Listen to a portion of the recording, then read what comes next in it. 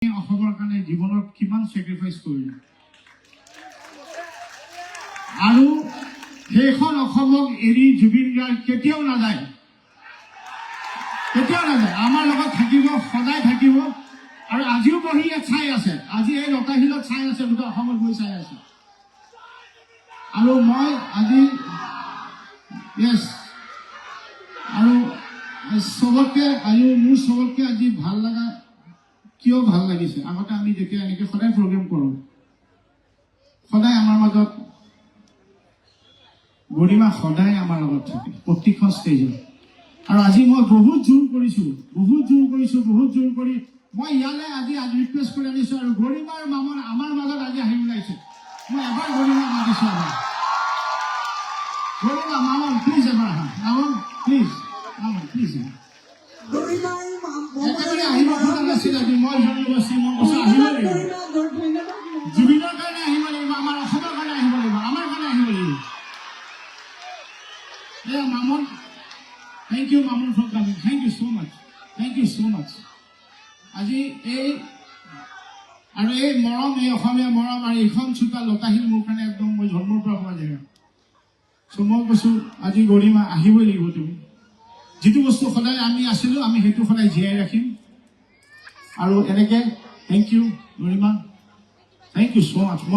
I am very proud today, I am so thankful, so happy। মই আজি বহুত ধন্য, থেংক ইউ।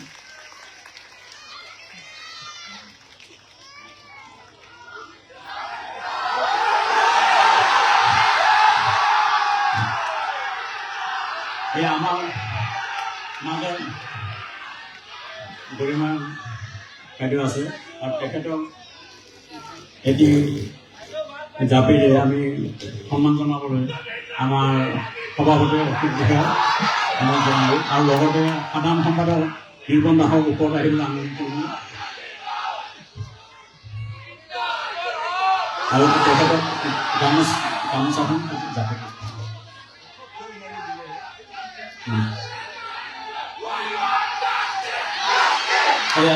গামোচাটো আগবঢ়াইছে সভাপতি অশোক কুমাৰ বিষয়া।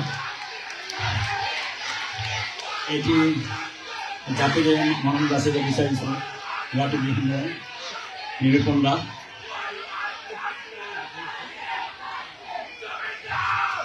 আৰু অধ্যক্ষ কৈলাশ কুমাৰ গাঁৱলীয়া আমি মঞ্চত আহিবলৈ অনুৰোধ জনাইছোঁ। আৰু লগতে কোষাধ্যক্ষ তিনিটা মঞ্চত আহিব লাগে। অসমৰ কাৰণে জীৱনত কিমান চেক্ৰিফাইচ কৰিলে আৰু সেইখন অসমক এৰি জুবিন গাৰ্গ কেতিয়াও নাযায়, আমাৰ লগত থাকিব, সদায় থাকিব। আৰু আজিও বহি ইয়াত চাই আছে, আজি এই লতাশিলত চাই আছে, গোটেই অসমত গৈ চাই আছে।